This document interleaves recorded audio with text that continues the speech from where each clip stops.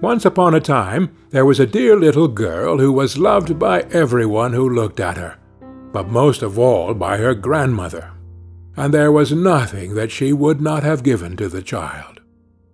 Once she gave her a little cap of red velvet, which suited her so well that she would never wear anything else, so she was always called Little Red Riding Hood.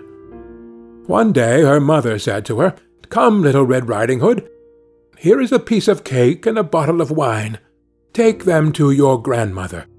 She is ill and weak, and they will do her good. Set out before it gets hot, and when you are going, walk nicely and quietly, and do not run off the path, or you may fall and break the bottle, and then your grandmother will get nothing. And when you go into her room, don't forget to say, 'Good morning,' and don't peep into every corner before you do it." "I will take great care," said Little Red Riding Hood to her mother, and gave her hand on it. The grandmother lived out in the wood, half a league from the village, and just as Little Red Riding Hood entered the wood, a wolf met her. Little Red Riding Hood did not know what a wicked creature he was, and was not at all afraid of him. "Good day, Little Red Riding Hood," said he. "Thank you kindly, Wolf. Whither away so early, Little Red Riding Hood?" "To my grandmother's." "What have you got in your apron?" "A cake and wine. Yesterday was baking day, so poor sick grandmother is to have something good to make her stronger." "Where does your grandmother live, Little Red Riding Hood?" "A good quarter of a league farther on in the wood. Her house stands under 3 large oak trees. The nut trees are just below. You surely must know it," replied Little Red Riding Hood. The wolf thought to himself, "What a tender young creature! What a nice plump mouthful! She will be better to eat than the old woman. I must act craftily, so as to catch both."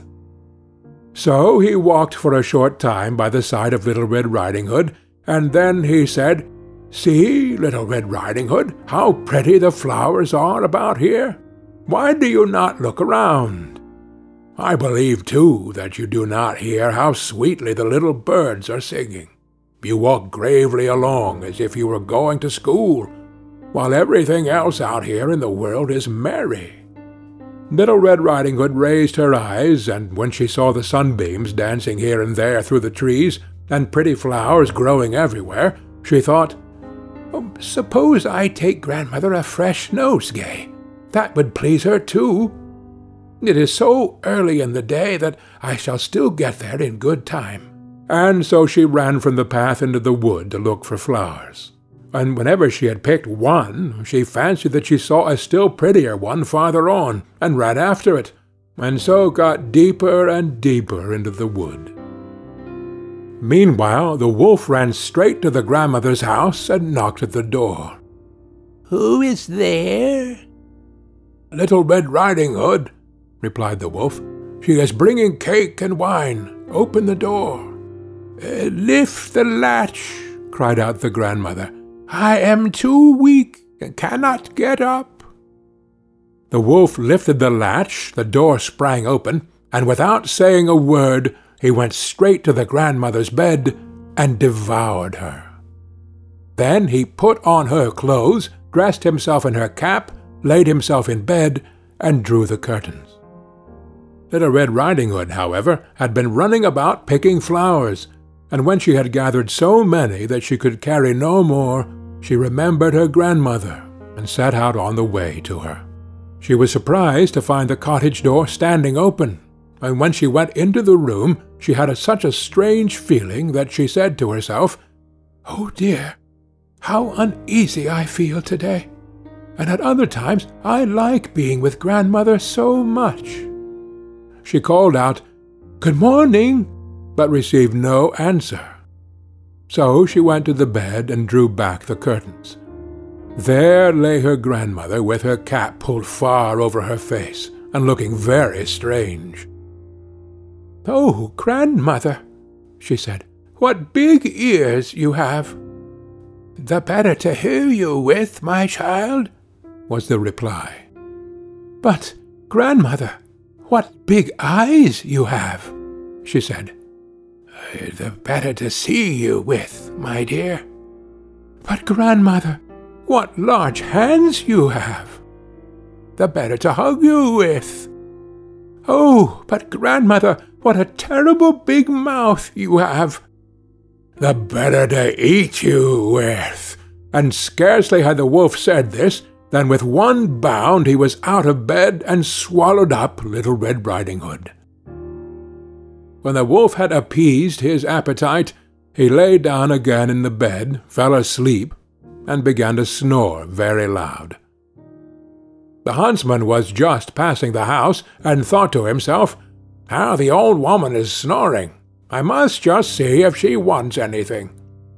So he went into the room, and when he came to the bed, he saw that the wolf was lying in it.